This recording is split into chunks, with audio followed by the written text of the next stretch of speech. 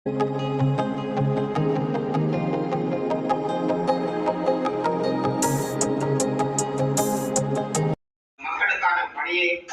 மக்களை தாண்டி எமது மக்களுக்கான பணியை நாங்கள் தொடர்ந்து செய்வோம் என்று இந்த நேரத்திலே கூறிக்கொண்டு, அடுத்து மாவட்ட செயலர் அதாவது முதன்மை விருந்தினர் அவர்கள் கருத்துரை வழங்குவார்.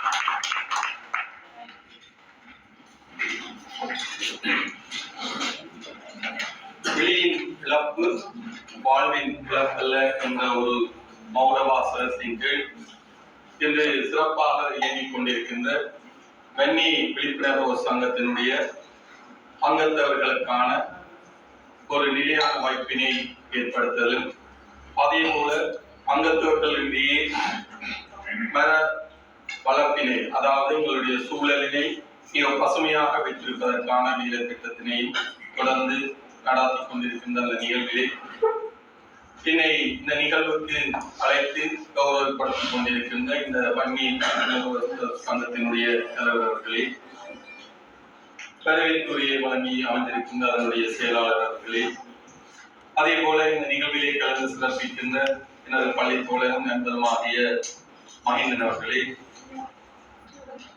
இந்த நிகழ்வுகள் எல்லாத்தையும் தொகுத்து வழங்கிக் கொண்டிருக்கின்ற அந்த சங்கத்தினுடைய அங்கத்தவர்களே, அதே போல மிக முக்கியமாக இன்றைய நிகழ்வில் கலந்து கொண்டிருக்கின்ற இந்த சங்கத்தினுடைய பெருமதிமிக்க அங்கத்தவர்களே, உங்களோடு தொடர்ந்து பயணிக்கின்ற மங்கேற்கரசி அம்மார்களே, அதே போல காக்காங்க சரியா பேர்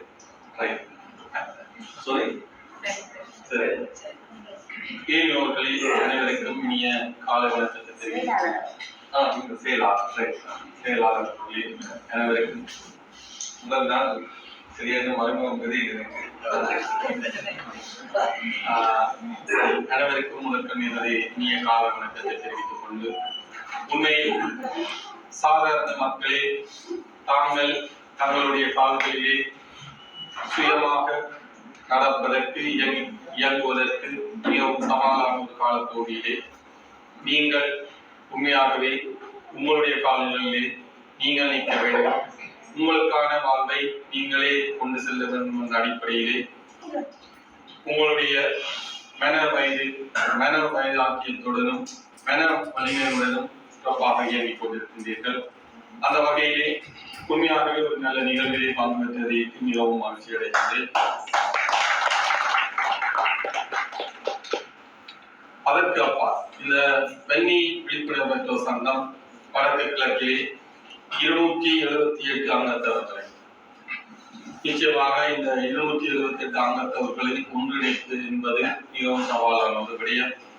அப்படியான ஒரு விடயத்தினை மிகவும் கனகச்சிதமாக சிறப்பாக ஒருங்கிணைத்து செயற்பட்டுக் கொண்டிருக்கின்றார்கள்.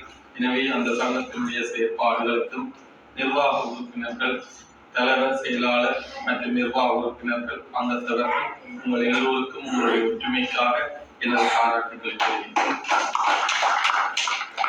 நான் ஏற்கனவே குறிப்பிட்ட மாதிரி இப்போதைய காலம் நாங்கள் வாழ்ந்ததற்கு ஒரு குறிப்பிட்ட ஒரு 20-30 வருடங்களுக்கு முற்பட்ட காலம் இல்லை. தற்போதைய காலத்திலே மனிதர்கள் மிகவும் மாறிவிட்டார்கள். முன்னைய காலம் எங்களுடைய குடும்பத்தை பார்த்தாலே கூட்டு குடும்பமாக இருந்தது. ஒரு குடும்பத்திலே தாய் தந்தையர், அம்மப்பா, அம்மம்மா, பாட்டி, பேரர், பேத்தி எல்லோரும் ஒற்றுமையாக வாழ்ந்தோம். சவாலாக இருக்கும். நான் என்ன உணர்ந்து பார்க்கின்ற போது உங்களை அதே இடத்திலே இருத்தி பார்க்கின்ற போது மிகவும் சவாலாக இருந்த போது நீங்கள் உங்களுடைய தன்னம்பிக்கையை கைவிடவில்லை. எனவே நிச்சயமாக இந்த சங்கத்தின் ஊடாக அவர்களுடைய முயற்சியின் ஊடாக பல்வேறு கொடை வல்லர்கள் புலம்பெயர்களில் இருக்கின்றார்கள், உள்ளூரில் இருக்கின்றார்கள். அவர்களுடைய நிதி உதவியினூடாக உங்களுக்கு இந்த ஒரு நிலையான வைப்பு பணம் தரப்பட்டிருக்கின்றது. உண்மையாகவே எங்களுக்கு இப்போ இருக்கின்ற நீங்கள் எதிர்நோக்குகின்ற பொருளாதார சவால்கள், சமூக ரீதியான சவால்கள், பல்வேறு பிரச்சனைகள் இருக்கின்றது.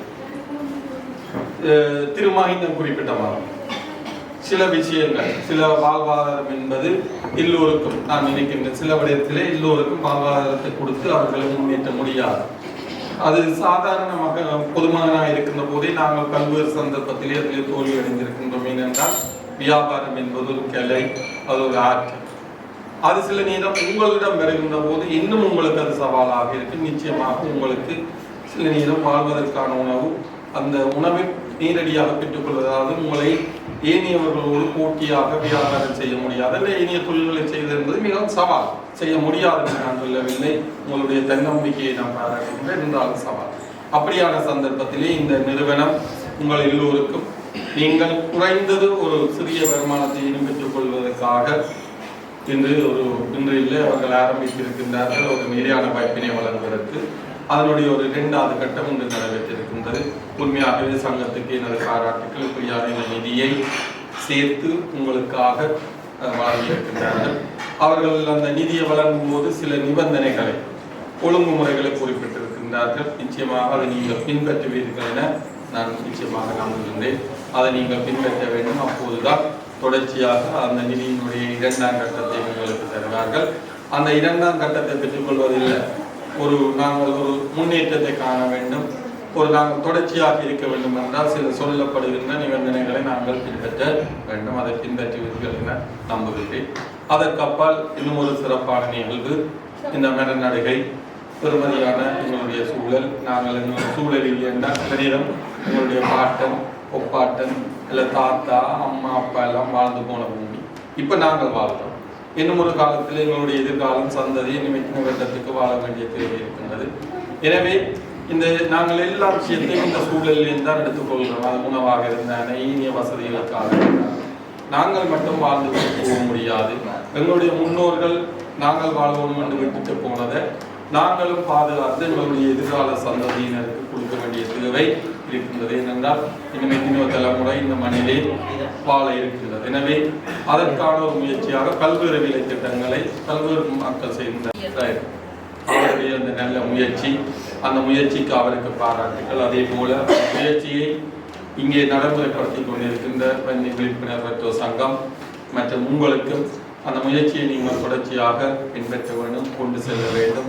நீங்கள் அல்லது குடும்ப உறுப்பினர்களுக்கும் இந்த தகவலை பரிமாறி ஒரு சரியான ஒரு வளமான எங்களுடைய பிரதேசத்தை கட்டியெழுப்பதற்கு நீங்கள் உறுதுணையாக இருக்க வேண்டும் என கேட்டுக்கொண்டு, அடுத்து குறிப்பிட்ட விடயங்கள் முக்கியமாக காணி விடயம். நான் நினைக்கின்றேன், நான் திரு மகேந்திரன் முதல் சந்திக்க இந்த காணியினுடைய ஆவணம் சம்பந்தமாக குறிப்பிட்டிருந்தார். நான் நிச்சயமாக சொல்வேன், அதனுடைய வேலை திட்டம் ஆரம்பிக்கப்பட்டிருக்கின்றது. நிச்சயமாக இந்த வருட இறுதிக்குள்ளே அதற்கான ஆவணத்தை கொடுப்பதற்கு நிச்சயமாக நடவடிக்கை எடுக்கப்பட்டிருக்கின்றது. அது முடிவுறுத்தப்படும். அதற்கு அப்பால் உங்களுடைய வாழ்வாதாரத்தை உங்களுக்கு ஆரம்பித்து